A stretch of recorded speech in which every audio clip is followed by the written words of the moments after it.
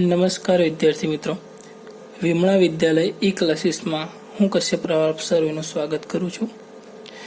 આજે આપણે સેમિસ્ટર 5ની અંદર ફિઝિક્સ સબ્જેક્ટ ભણવાના છીએ અને એમાં પણ આપણે જે યુનિટની શરૂઆત કરવાના છે એ છે યુનિટ બીજો.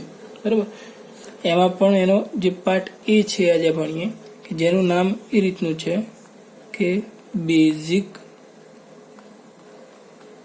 Transistor amplifier. Basic transistor amplifier આની અંદર તમે લોકો જોઈ શકો છો કે બે વર્ડ નવા છે તમારા માટે કે ટ્રાન્ઝિસ્ટર અને એમ્પ્લીફાયર, જેના વિશે તમે જાણતા જ હશો. તો એમ્પ્લીફાયર, જેમ કે આપણે અત્યારે હવે લગ્નની સિઝન ચાલુ થશે તો એની અંદર આપણે ડીજે મંગાવીએ તો એની અંદર શું વપરાય છે? એમ્પ્લીફાયર. તો એમ્પ્લીફાયર તમને બધાને ખ્યાલ જ હશે કે એમ્પ્લીફાયરનો ઉપયોગ શું થાય છે કે એ નાના સિગ્નલને મોટું કરી આપે છે. નાનું ઓડિયો સિગ્નલ હોય છે, આપણે કોઈ ગીત વગાડીએ છીએ તો એને ખૂબ જ મોટા અવાજે એ આપણને આઉટપુટ આપે છે. એવી રીતે ટ્રાન્ઝિસ્ટરને પણ તમે જાણતા હશો. ટ્રાન્ઝિસ્ટર શું છે? સેમ એ રીતનું જ કામ કરે છે. એની અંદર એક પ્રકારનું સેમિકન્ડક્ટર ડિવાઇસ છે જે આપણને સિગ્નલનો એમ્પ્લિફિકેશન કરી આપે છે. ટ્રાન્ઝિસ્ટર તો બધા જોઈ જશે આ પ્રકારનું. એને કેટલા 3 ટર્મિનલ હોય છે, ખ્યાલ છે ને બધાને? આ રીતે 3 ટર્મિનલ હોય છે, એક બેઝ, કલેક્ટર અને એક એમિટર. કલેક્ટર, બેઝ અને એમિટર, આ થઈ ગયું ટ્રાન્ઝિસ્ટર. તો આનાથી તમે લોકો વાકેફ જશો. હવે જે આપણે આ નવું યુનિટ ચાલુ કરવા જઈ રહ્યા છીએ એ ભણતા પહેલા આપણે એનામાં અંદર આવતા બેઝિક વસ્તુઓને સમજી લઈએ કે આની અંદર આપણે બે એમ્પ્લીફાયરની જરૂર પડશે. એક છે વોલ્ટેજ એમ્પ્લીફાયર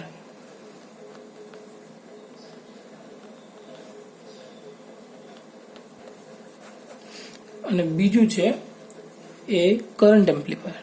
તો પહેલા વોલ્ટેજ એમ્પ્લીફાયર જોઈએ કે વોલ્ટેજ એમ્પ્લીફાયર આપણે બનાવવો હોય તો એના માટે શું જરૂર પડે અથવા તો એ બનાવવા માટે પ્રાથમિક જરૂરિયાતો શું છે તો આપણે પહેલા સમજી લઈએ. ધારો કે મારી પાસે છે વોલ્ટેજ એમ્પ્લીફાયર. બરાબર, તો જ્યારે આ બાજુ ઇનપુટ હશે, બરાબર, તો જ્યારે ઇનપુટ સિગ્નલમાં એટલે કે આ સાઈડ આપણે ઇનપુટમાં સિગ્નલ જનરેટર જોડવામાં આવશે, એટલે કે અહીંયા જ્યારે સિગ્નલ જનરેટરને જોડશું ત્યારે વોલ્ટેજ એને ચેન્જ થવા જોઈએ નહીં. અને વોલ્ટેજ ચેન્જ ના થાય એવી આપણે જોવો તો એના માટે અવરોધ કેવો રાખવો પડે? ખૂબ જ મોટો, એટલે કે ઇનપુટ અવરોધ RI કેવો રાખવો જોઈએ? ખૂબ જ મોટો ઇનપુટની અંદર, બરોબર, મોટો.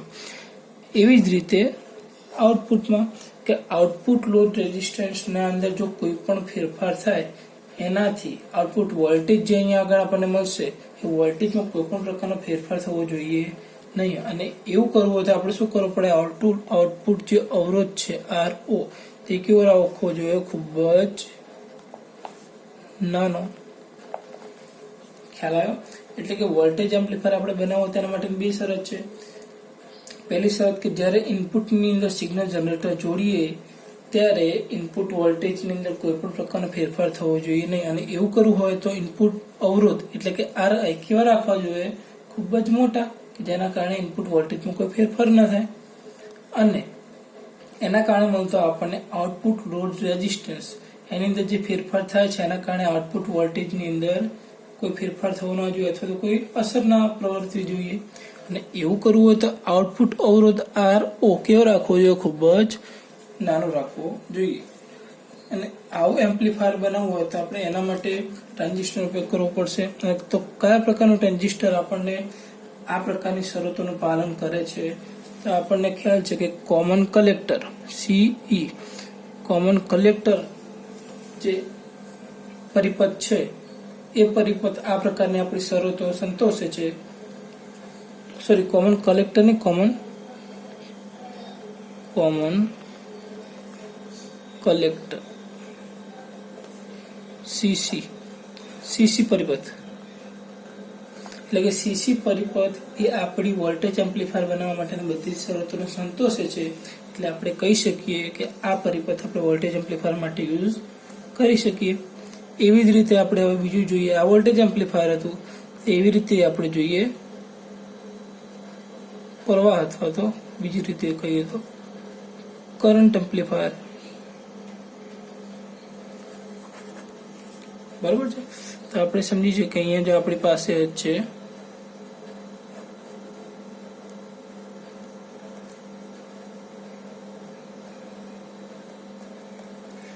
કરંટ એમ્પ્લીફાયર, એમાં પણ આપણી પાસે અહીંયા ઇનપુટ હશે. ઓકે, હા. તો આપણે કરંટ એમ્પ્લીફાયર બનાવવું હોય તો તેના માટે પ્રાથમિક જરૂરિયાતો શું છે કે જ્યારે એમ્પ્લીફાયરના ઇનપુટમાં એટલે કે અહીંયા આગળ આપણે સિગ્નલ જનરેટર જોડીશું ત્યારે તેના એ જોડવાના કારણે ઇનપુટ પ્રવાહ એમાં શું થવું જોઈએ, કોઈ પણ પ્રકારનો ફેરફાર થવો જોઈએ નહીં. અને ઇનપુટ પ્રવાહ ફેરફાર ના થાય તેના માટે આપણે ઇનપુટ અવરોધ આર આઈ કેવો રાખવો જોઈએ, ખૂબ જ નાનો. તમે જોઈ શકો છો કે વોલ્ટેજ અને પ્રવાહની અંદર એકદમ ઉલટું છે કે ઇનપુટ પ્રવાહની અંદર કોઈ પણ પ્રકારનો ફેરફાર ન થાય એના માટે ઇનપુટ અવરોધ આરઆઈ કેવો રાખવો જોઈએ, ખૂબ જ નાનો. અને એવી જ રીતે આપણને એના કારણે મળતો લોડ આઉટપુટ કરંટ એની અંદર કોઈ પણ પ્રકારનો ફેરફાર ન થાય અહીંયા આગળ, એટલે કે આઉટપુટ પ્રવાહમાં કોઈ પણ પ્રકારનો ફેરફાર ન થાય એના કારણે આઉટપુટ અવરોધ RO કેટલું રાખવું જોઈએ, એનું મૂલ્ય કે બને એટલું મોટું, બને તેટલું મોટું. ખ્યાલ આવ્યો? પ્રવાહ એમ્પ્લીફાયર બનાવવું છે તો બીજી રીતે કહીએ તો કરંટ એમ્પ્લીફાયર. આપણે કરંટ એમ્પ્લીફાયર બનાવવું છે તેના માટેની બે જરૂરિયાતો, પ્રાથમિક જરૂરિયાતો છે કે આપણો ઇનપુટ પ્રવાહની અંદર જ્યારે સિગ્નલ જનરેટર જોડીએ એટલે ઇનપુટ પ્રવાહની અંદર કોઈ ફેરફાર થવો જોઈએ નહીં. એને એવો આપણે સંતોષવો તો એના માટે શું જોઈએ કે ઇનપુટ અવરોધ ખૂબ જ નાનો હોવો જોઈએ અને એના કારણે મળતો load resistance, output load resistance અને એનામાં મળતું આઉટપુટ પ્રવાહ એ કેવો રહેવો જોઈએ, બને એટલો એના કરતા નિરપેક્ષ રહેવો જોઈએ. અને એ રહેવા માટે આપણે આઉટપુટ અવરોધ RO કેવો રાખવો જોઈએ, એનું મૂલ્ય બને એટલું મોટું રાખવું જોઈએ. અને આ રીતની કરંટ એમ્પ્લીફાયરની જે પ્રાથમિક જરૂરિયાતો છે એ આપણે સંતોષાવી હોય તો એને શેની અંદર સંતોષાવી તો આપણને બધાને ખ્યાલ છે કે કોમન કલેક્ટર એ વોલ્ટેજ એમ્પ્લીફાયરની અંદર તો કોમન એમીટર અને કોમન બેઝ, આ બે જે પરિપથ છે એ બંને પરિપથો એ પ્રવાહ એમ્પ્લીફાયરની બધી શરતોનું પાલન કરે છે. એટલે પ્રવાહ એમ્પ્લીફાયર બનાવવા માટે આ બે પરિપથનો આપણે ઉપયોગ કરી શકીએ. ખબર પડે છે બધાને આટલે સુધી? ઓકે. તો વિદ્યાર્થી મિત્રો તમને ખ્યાલ આવી ગયો હશે કે વોલ્ટેજ એમ્પ્લીફાયર અને કરંટ એમ્પ્લીફાયર માટે પ્રાથમિક જરૂરિયાતો શું શું છે અને કયા કયા પ્રકારના ટ્રાન્ઝિસ્ટરનો તેમાં ઉપયોગ કરી શકાય છે. બરોબર છે. હવે જે આપણે જે યુનિટની પહેલી થિયરી છે એ શરૂઆત કરવા જઈ રહ્યા છીએ. ઓકે, થિયરીનું ટાઇટલ એ રીતનું છે કે common emitter amplifier with emitter resistor. એટલે આપણે એવું કહી શકીએ કે એમીટર અવરોધ એને આપણે RE નામ આપી દઈએ. એમીટર અવરોધ RE સાથે કોમન એમીટર એમ્પ્લીફાયર. બરાબર. એમીટર અવરોધ RE સાથે કોમન એમીટર એમ્પ્લીફાયર એટલે કે આપણે કોમન એમીટર કરીશું જ્યારે ટ્રાન્ઝિસ્ટરમાં, એની સાથે એમીટર અવરોધ જોઈન કરીશું અને એના કારણે આપણને જ્યારે ઇનપુટ અવરોધ અને આઉટપુટ અવરોધ શું મળે છે એનું મૂલ્ય આપણે આ થિયરીમાં મતલબ શોધવાનું છે. ખ્યાલ આવ્યો? ઓકે. તો એના માટે આપણે સૌ પ્રથમ શું કરવું પડશે, એમીટરને કોમન કરવું પડશે.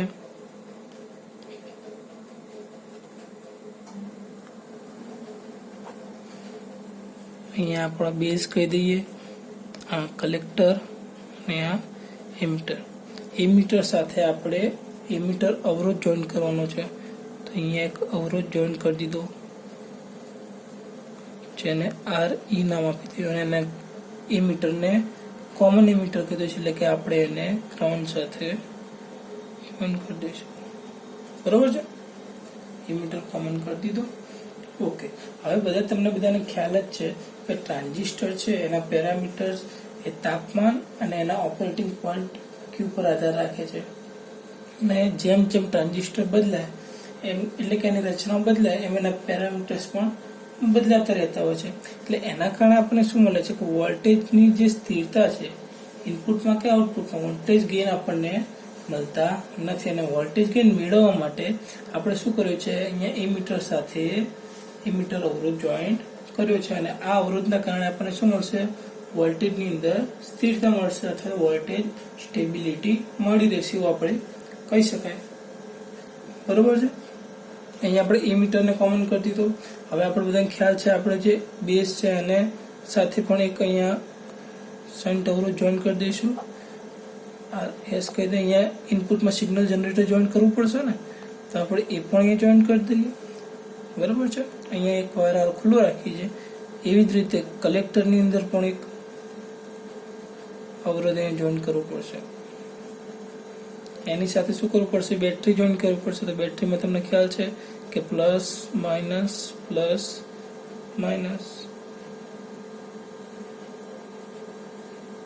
એ વાયરને આપણે સીધું જોઈન કરી દીધું, પ્લસ માઇનસ. બરોબર છે. અને આ કલેક્ટરનો અવરોધ છે એટલે એને આર સી નામ આપી દીધું. આ આપણી થઈ ગઈ ફિગર 1.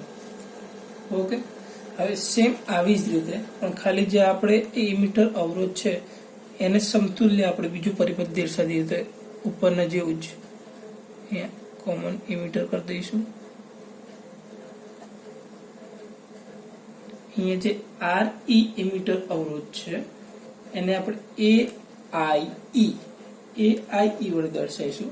એ તમને કહું છું શું છે કે અહીંયા આપણો બેઝ છે, બેઝ અવરોધ જે આપણે દોર્યો તો એને આપણે અહીંયા દોરી દઈએ. હાલ કલેક્ટર છે, કલેક્ટર અવરોધ અહીંયા કરી દઈએ. એમીટર છે અને અહીંયા આગળ ગ્રાઉન્ડ કરી દઈએ. અહીંયા પર સિગ્નલ જનરેટર છે. ઓકે,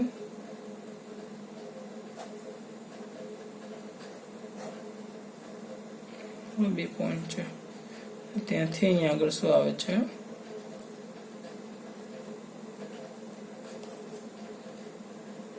આઉટપુટ સી છે. અને અહીંયા આપણને શું મળશે, આઉટપુટ વોલ્ટેજ જેને આપણે VO પણ કહી શકાય. ઓકે, હવે જે આપણે અહીંયા આગળ લોડ રેઝિસ્ટન્સ RC એટલે કે આને છે, આને આપણે શું કહીશું, AIE ઇન્ટુ IB વડે દર્શાવીશું. આપણો છે ને RC અને RC બરાબર. ઓકે, તમને આની અંદર દેખાવામાં થોડો પ્રોબ્લેમ થાય છે, સોરી મારું ધ્યાન નહોતું. ઓકે, તો આની અંદર તમે જોઈ શકો છો કે RC આપણો જે કલેક્ટર અવરોધ છે એને AIE ઇન્ટુ IB વડે દર્શાવીશું. ઓકે, એટલે આપણે હવે વિદ્યાર્થી માટે એક લિમિટ છે આમાં વિડીયોમાં સ્પેસ. હવે આને વધારે જ મિનિટ થઈ ગઈ છે, તો આપણે હવે જે આનો બીજો પોર્શન છે થિયરીનો અને બીજા વિડીયોની અંદર રાખીએ. બરાબર છે, અમુક લિમિટેશનના કારણે. તો આપણે ત્યાંની અંદર અહીંથી જ કન્ટિન્યુ કરશું. ત્યાં સુધી તમે આ થિયરી વિડીયો જોતા રહેજો અને કોઈ ખ્યાલ ના આવે તો કોમેન્ટ બોક્સની અંદર લખજો, જેથી આપણને અમને ખ્યાલ આવે કે તમારે ક્યાં ક્યાંક કોઈ જગ્યાએ ખબર નથી પડતી. તમારા બધા જ પ્રોબ્લેમનું સોલ્યુશન લાવવાનો અમે પૂરતો પ્રયાસ કરીશું. ઠીક છે, થેન્ક યુ.